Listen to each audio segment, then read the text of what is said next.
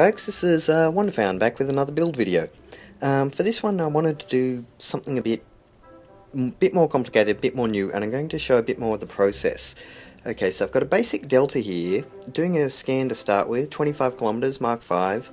You can see there's some issues with it, so it pitches up at the nose a bit, it doesn't straighten out quite as well as it should, and yeah, so those are both, there's some lateral stability problems in both the yaw axis and the pitch axis. So one way to sort the yaw problems is more tail fin. Okay, they're vertical stabilizers. Stabilizing yaw is what they do. So I'm using a few strakes here to just stretch out my tail fins a bit. And let's have a look and see what that did to the numbers. Yep, okay, so we've got rid of some of the side slipping problems, but not all of it. Okay, there's still a bit of an issue there, and we haven't done anything to the yaw number, to the pitch numbers. So with the pitch though, if you're getting pitch up problems like that, which is what that number's referring to, it means too much lift at the front. So you either pull some lift back from the front, like I've just done then, so just shift a bit back, and that helps a bit, but not enough. Or you could also do it at the other end. Or you could do a stretch out the fuselage, make the distance between front and back longer. So that's what I've done here. I've added a little fuel tank in there, and again, improved, but not enough. But as well as just lengthening the fuselage and stretching things out, it gave me more room to move my the aero surfaces I already have. So I can pull the canards back here again, have a look. Again, not quite getting there. So, the other option will be to pull the wings at the back. So let's shift those back, or I could make the wings at the back bigger, but I'm trying to keep this fairly slim. Okay, another check. Still not quite there. So this is a problem with these Delta designs, because they tend to have a very strongly rearward weight bias. They pitch up a lot, and if I take the canards off the front entirely, sure, I help the pitch up a little bit more, but then I start getting all other stability problems too. So maybe if I stretch the fuselage out even further, and yeah, you see, bang, fixed it all, except for that pitch up problem.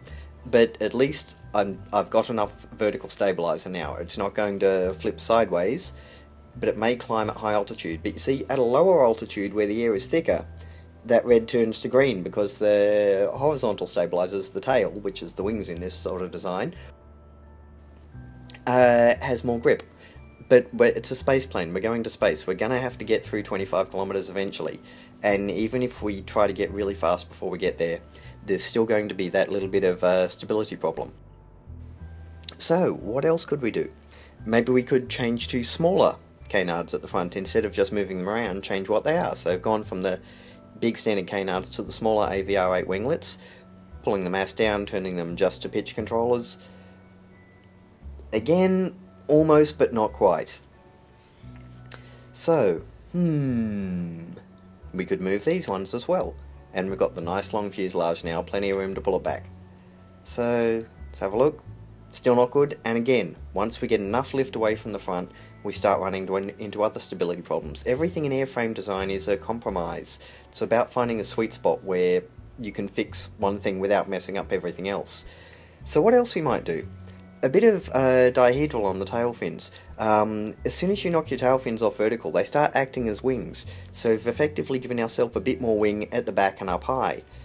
Problem is, as soon as you knock your tail fins off vertical, they stop working as well as tail fins. So we've just got our side slip problems back again. Like I was saying, it's all about balancing competing designs. Often what you do to fix one thing will then mess up another thing, which is why there's a lot of fiddling about back and forth, trying to find the perfect balance when you're designing a good spaceplane. The other way to do things, instead of just moving stuff about, we could add some more lift at the back. So a couple of strakes here in front of the wings. They don't weigh too much. They look good. They make it look better, actually. Strakes are very good for shaping wings for cosmetic purposes. Again, almost not there.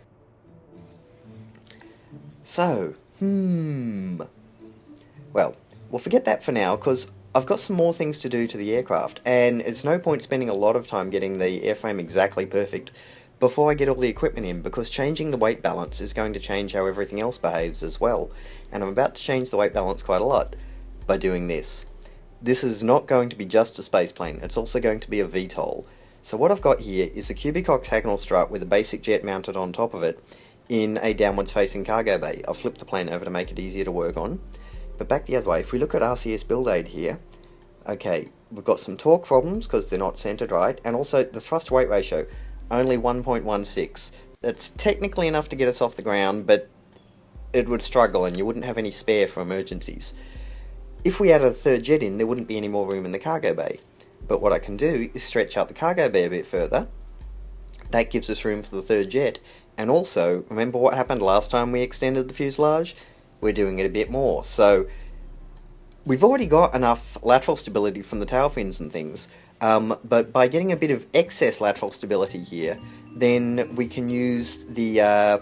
maybe use one of those solutions that helped with the pitch but gave us problems with other places. Again, we're balancing things. Speaking of balancing, I want to get that torque figure down as close to 0 as possible for the VTOL jets. So one way to move it is I could just use the offset tools, which is nice and easy. You can drag it around, see, got the torque figure down pretty low. The problem with using the offset tools is, look at this. As soon as I touched it with that, it dropped it half the width of a cubic octagonal for some reason. I didn't do that, it just does that itself, and does it nearly every time. So instead of using the offset tools, what I'm just going to do is pick it up, place it again, but fortunately RCS Build Aid updates live the torque figures, so I can just wiggle it about here. And see there, and you see the circle in the middle too. As that circle gets smaller, we get closer to 0. So back a bit, there we are. Less than 1 kilonewton meter. And now with the 3 jets, we've got a much more generous thrust-to-weight ratio, so we can get up. I'm also putting in a little probe in that space we made in the cargo bay. A problem here though is you see my engines are clipping through the doors.